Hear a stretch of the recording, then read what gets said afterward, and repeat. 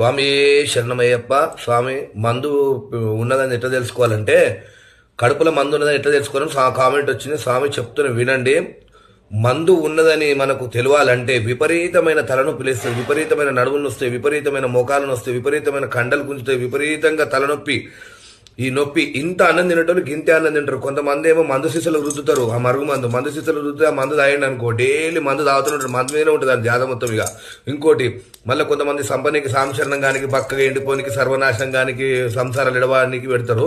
ఈ మరుగు మందు పెట్టేటోళ్ళకు చాలా వరకు వాళ్ళ పుర్లవాడు సాంశరణం అవుతారు. కాకపోతే మీరు ఆ మరుగు మందును తగ్గించుకోవాలనుకుంటే నేను చెప్తున్నా, కాకరాకు రసం, కాకరకాయ ఆకు రసం ఎడమ చేతిలో వండుకోవాలి. ఎడమ చేతిలో వండుకొని అది 10 నిమిషాలు వేడి చేయాలి. ఎడమ చేతిలో వెనుకున్న కాకరాకు రసం గడ్డగట్టినట్టయితే మీకు మందు ఉన్నట్టు. కడుపులో గడ్డగట్టలేదంటే మందు లేనట్టు. 2 పాయింట్. అది ఎట్లా తగ్గించుకోవాలి? ఒకవేళ మందు ఉందనుకుంటే ఆమ్దం వేడి చేసుకోవాలి. ఆమ్దం తెచ్చుకొని వేడి చేసుకుని దాంట్లో ఎండుమిరపకాయ వేసుకొని చల్లబడ్డాక పచ్చకర్పూరం వేసుకొని రోజు పరిగడుపున 15 రోజులు తాగినట్టయితే మందులు గిందులు ఏమున్నా మొత్తం క్లీను. లివరు, కిడ్నీలు కానించి మొత్తం క్లీవర్. మరి నెత్తికి పెడతారు, దీనికి పెడతారు అంటే దానికి సపరేట్ చెప్తా స్వామి. నా యూట్యూబ్ ఛానల్లో నాకు కామెంట్ పెడితే ఆ కామెంట్లో మీకు ఖచ్చితంగా రెస్పాండ్ ఇస్తా. మరుగు మందులు 18 రకాలు ఉన్నాయి, నెత్తికి కూడా పెడతారు. అది కూడా తగ్గించే దగ్గర ఉన్నది.